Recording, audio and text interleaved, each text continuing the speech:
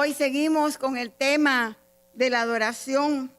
El señor Giglio, autor del libro Mi Respirar, que todos estamos estudiando en los grupos de estudio bíblico, dice que nacimos para adorar.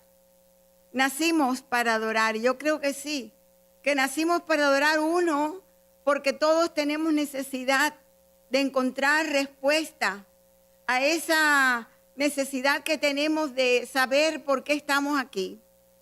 Todos necesitamos sentir ese algo más, aun cuando lo tenemos todos. Tenemos ese vacío, esa preocupación, esa cosquilla por dentro que algo falta.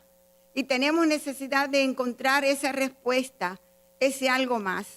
Porque a pesar de todos los avances que hemos tenido, a pesar de la tecnología que es increíble que tenemos el día de hoy, que nos comunicamos en un segundo con las personas de todo el mundo, todavía bregamos con las necesidades básicas que tenemos como humanos. Todavía bregamos con el pecado, con el egoísmo que lleva a los países a estar en guerra. El egoísmo, el pecado, el mal que irrumpe en nuestras vidas, en las vidas de nuestros hogares, de nuestras familias, en nuestros países. Gobernantes con corrupción, donde produce países con hambre, un pueblo que se quiere ir, que quiere huir, buscando libertad, buscando ayuda, socorro, una vida decente para ellos y para sus hijos. Todavía bregamos con tantos problemas y nos preguntamos por qué. Necesitamos saber y buscar una respuesta a esa necesidad humana. Yo creo que sobre todo, y esta es la respuesta más importante para mí, que nacimos para adorar porque somos de Dios, porque somos hechuras de la divinidad. Vivimos, tenemos vida porque Dios sopló en nosotros su respirar. El Señor nos hizo a su imagen y semejanza. Y somos parte de su divinidad y por lo tanto, hasta que no lo encontremos, hasta que no llegue ese momento de rendirnos al Señor, de buscarlo, de amarlo, de servirlo, de saber quiénes somos, de afirmar quiénes somos, que somos de la familia de Dios, no vamos a estar tranquilos. No tenemos paz y por eso tenemos que adorar. Por eso buscamos a ese Dios, a ese Creador, a esa respuesta que necesitamos. Y eso lo vemos a través de toda la historia, en todas las culturas, en todas las civilizaciones desde el principio. Vemos esa necesidad de adorar y cómo los pueblos han buscado a Dios. Le han dado distintos nombres. Vemos ídolos hechos de madera, de barro, de cemento, de mármol, de cualquier cosa, pero ídolos que representan esa divinidad que el ser humano busca. Vemos lugares dedicados especialmente para adorar, altares, unos muy humildes, otros muy ricos, casas de oración, otros templos magníficos, llenos de oro y de plata, desgraciadamente a costa de los países, de nuestros continentes latinoamericanos y africanos, pero han levantado creyendo que adoran al Señor, que agradan al Señor, y no lo han hecho porque eso no es lo que el Señor quiere. Pero es el testimonio de la búsqueda, esa siempre constante de nuestra alma, del alma del ser humano, en búsqueda de Dios. La necesidad de adorar y de rendirse a ese Señor. Y eso lo vemos, yo creo que el salmista, el salmo que leyó Marcela, lo dice de una manera tan clara, que no es hasta que encontremos a nuestro Dios que nuestra alma no está tranquila y va a tener de nuevo esperanza y gozo y paz y sentirse completamente en la plenitud de la vida para la cual fuimos formadas. Dice el salmista, yo puse mi esperanza en el Señor y Él inclinó su oído y escuchó mi clamor. Esa es una gran diferencia.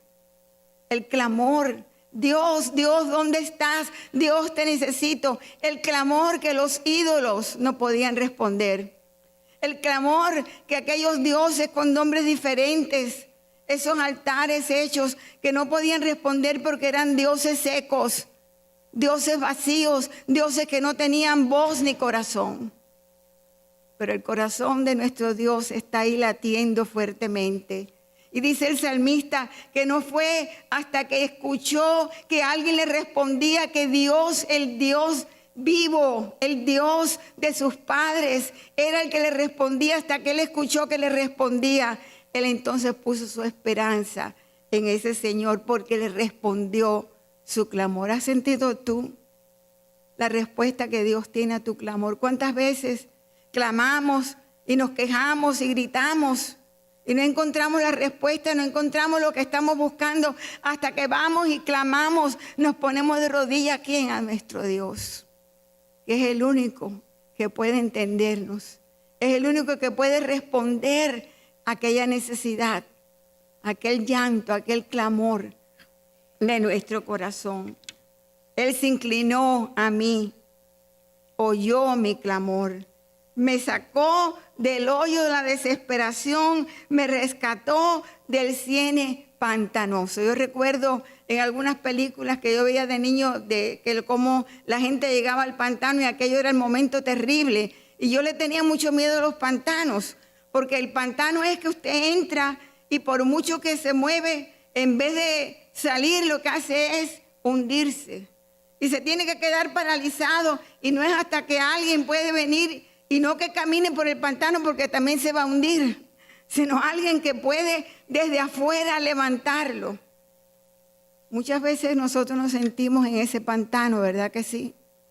Que hemos errado, nos hemos equivocado y no sabemos ir, y mientras más caminamos y más buscamos, más nos hundimos y no sabemos cómo salir del pantano hasta que Dios viene a nuestras vidas. Y aquel salmista sintió en su corazón, en su carne, él sintió que se hundía en el pantano hasta que gritó, Señor.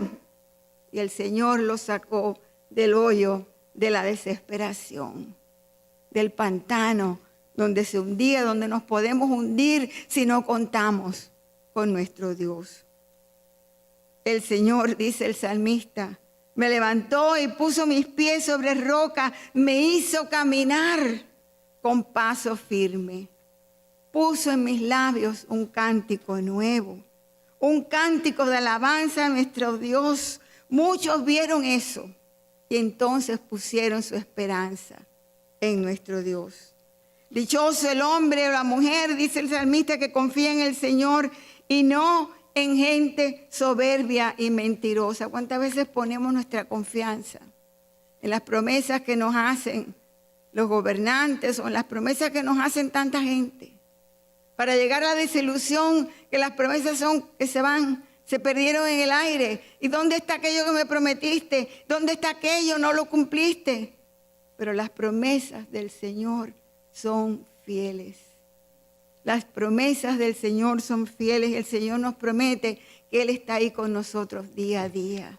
Y el Señor, cuando nosotros nos atrevemos a clamar a Él y a poner nuestra esperanza en Él, el Señor no solamente nos saca del pantano, sino que nos pone en roca firme y pone un cántico nuevo en nuestro corazón.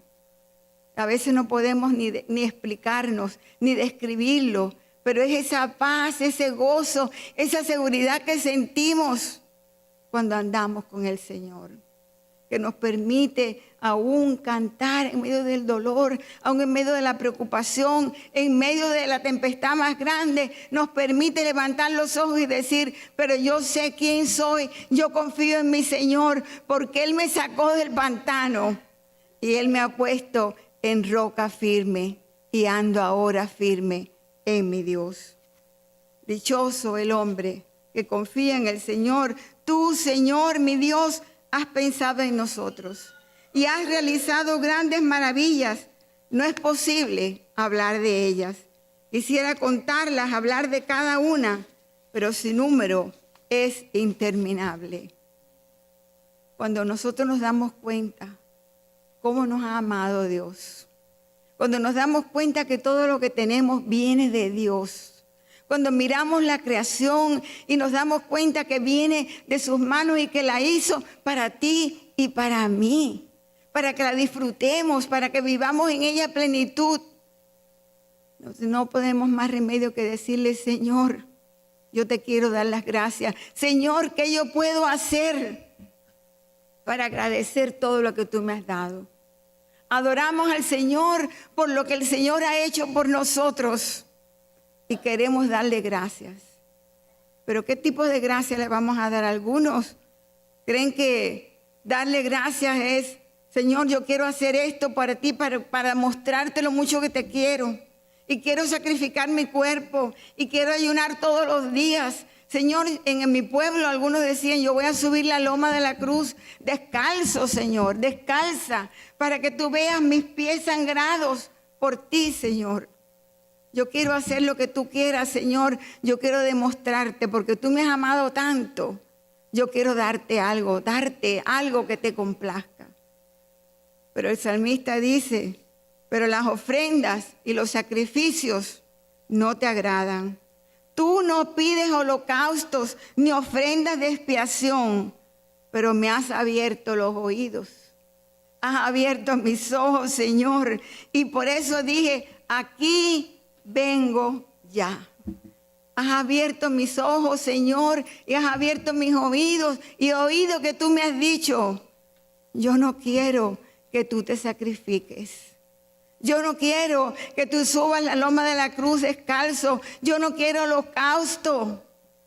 Lo que yo quiero para ti es que tengas vida. Que vivas de una manera poderosa, llena de alegría, de sanidad, porque tú eres mi hijo, porque tú eres mi hija, porque tú eres mi pueblo, pueblo de Dios.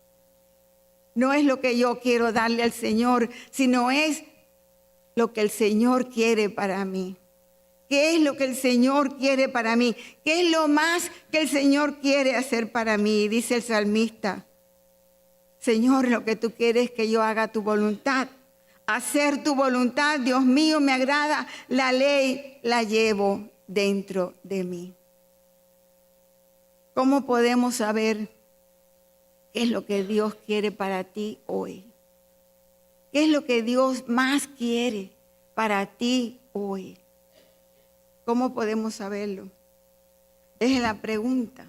Y la maravillosa cosa para mí es que aún esas preguntas que nos parecen difíciles, porque yo me pregunto, Señor, tú eres tan poderoso, tú me lo has dado todo. Yo veo tus bendiciones cuando recuerdo las muchas veces en mi vida que tú has estado ahí, como me has dado la mano en el momento más necesitado. Señor, ¿qué yo puedo hacer? ¿Cómo yo puedo saber lo que tú quieres para mí hoy mejor? Tenemos un Dios que aún en esa pregunta viene a ayudarnos. Es un Dios que sabe nuestras preguntas y un Dios que sigue obrando en nosotros para abrir nuestros ojos y podamos descubrir la maravilla, las bendiciones, la plenitud de vida que Él quiere para nosotros. Por eso, la vida de Saulo me llama la atención, porque lo sabemos, cuando sabemos lo que Dios quiere más que nosotros, es cuando entonces podemos decirle, Señor, aquí estoy. ¿Se acuerdan de Saulo? Lo leyó Miguel. Saulo creía que estaba haciendo la voluntad de Dios. Saulo no era un hombre malo, era un hombre religioso, amaba a Dios. Y porque él creía que estaba haciendo la voluntad de Dios, él perseguía a los cristianos. Porque él creía que los cristianos estaban en contra de la voluntad de Dios. Y él daba su vida a Dios persiguiendo a los cristianos. Y estaba equivocado. Hasta un día en que el Señor lo encuentra. Y aquel haz de luz que vino dentro del camino lo cegó. Pero en esa ceguedad le abrió los ojos. Le abrió los oídos. Saulo pudo oír la voz de Dios preguntándole, Saulo, Saulo, ¿por qué me persigues? ¿Quién eres, Señor? Yo soy Jesús. Yo soy Jesús a quien tú persigues. Dura cosa te es dar cosas contra el aguijón. Señor, ¿qué quieres que haga? Señor, ¿qué es lo que tú quieres de mí? Señor, ¿qué es lo que tú quieres de mí en este momento, en el camino que me has abierto los ojos a través de la ceguera? Que has abierto mis oídos, que estoy oyendo tu voz. preguntándome: Saulo, Saulo, ¿por qué me persigues? Y el Señor le contesta: ve a casa de alguien que el Señor le tenía preparado y llama a Ananías. Y es Ananías cuando viene a ver a Saulo que le dice: Saulo, el Señor te ha escogido y he venido aquí porque lo que Él quiere es que tú seas lleno de su Santo Espíritu. Saulo, no es lo que tú quieres hacer por el Señor, sino lo que el Señor quiere es llenarte de su Santo Espíritu para que entonces tú seas su mensajero, para que tú seas su siervo en el nombre del Señor. Lo que el Señor quiere más de mí es llenarme de su Espíritu. Es quitar de mi corazón todos los temores, el pecado que me asedia, las tentaciones, la debilidad, las dudas, la falta de fe que constantemente vienen a nuestras vidas, para que nosotros seamos llenos de su Espíritu y recordemos quiénes somos, que somos hijos e hijas de Dios. Y eso es lo que leyó Miguel en la carta de Pedro. La iglesia en los tiempos de Pedro estaba perseguida. Era una iglesia que tenía un montón de tentaciones alrededor, de irse por otros caminos, de dejar el camino de Jesucristo, como le llamaban en aquel tiempo, el camino. Y Pedro entonces les dice: ustedes recuerden que ustedes son el pueblo de Dios. No se sientan poca cosa.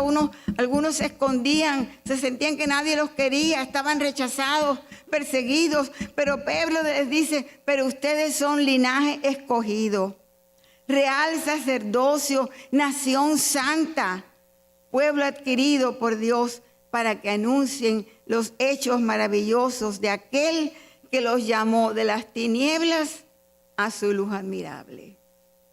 ¿Cuántas veces andamos en tinieblas? Las tinieblas que nos encontramos tantas veces en la vida. Las sorpresas de una enfermedad, el dolor de la muerte de un ser querido, enfrentarnos nosotros mismos a la muerte. O tantos otros problemas que vienen y nos agobian y creemos que no hay solución.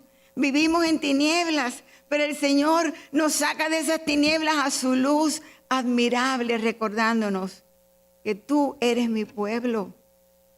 Tú eres mi pueblo. Jesús dijo: yo he venido para que tengan vida y vida en abundancia. Y Pedro les recuerda: ustedes son el pueblo de Dios, nación santa, linaje escogido, hijos e hijas del Rey, del Creador, que sopló en ustedes vida, que los hizo a su imagen y semejanza.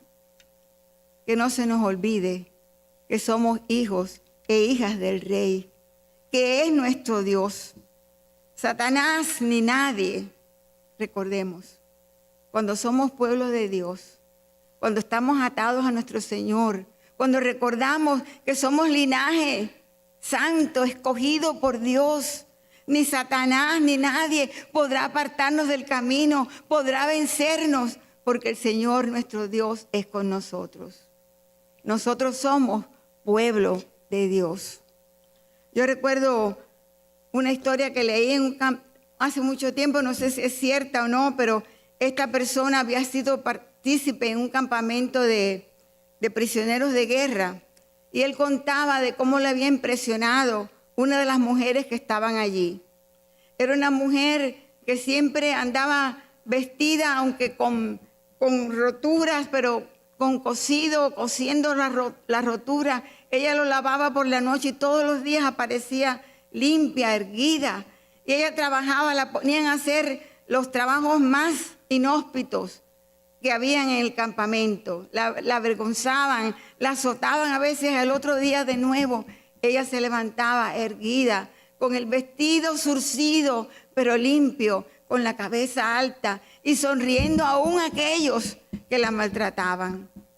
Y un día él le preguntó: ¿y cómo tú puedes hacer eso?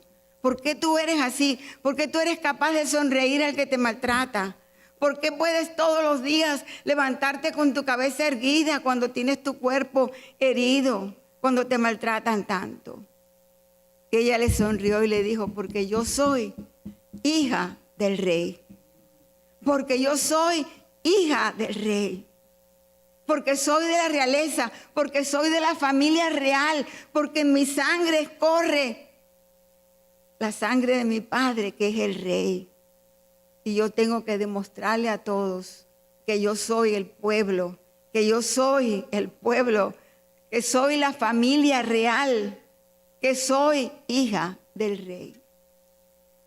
Yo no sé si la historia es verdad o encima, pero nosotros somos el pueblo de Dios. Nosotros somos hijos e hijas del Rey de Reyes, del Creador de todo lo que tenemos, el que nos dio vida. ¿Cómo no vamos a sentirnos orgullosos de lo que somos? ¿Cómo no vamos a ir erguidos? ¿Cómo no vamos a ir aferrados de la mano de nuestro Dios, que es real? Si somos familia de Dios, si somos pueblo de Dios, ¿cómo no vamos a ir por el mundo con ese cántico nuevo que el Señor puso en nuestro corazón? Que no se nos olvide, hermanos y hermanas, que somos pueblo de Dios. Yo sé que a veces es difícil. Yo sé que a veces la vida nos presenta situaciones duras. Yo sé que a veces hay lágrimas en nuestro corazón, pero somos el pueblo de Dios.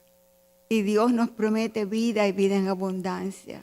Y Dios nos promete que nunca estamos solos, que Él está con nosotros, que Él es nuestra esperanza, mi esperanza, dijo el salmista, la puse en el Señor.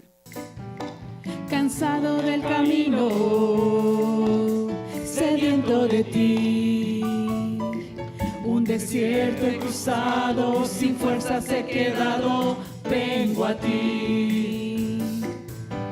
Luché como soldado y a veces sufrí, y aunque la lucha he ganado, mi armadura he desgastado, vengo a ti. Sumérgeme en el río de tu espíritu. Necesito refrescar este seco corazón sediento de ti. Sumérgeme en el río de tu espíritu. Necesito refrescar este seco corazón sediento de ti.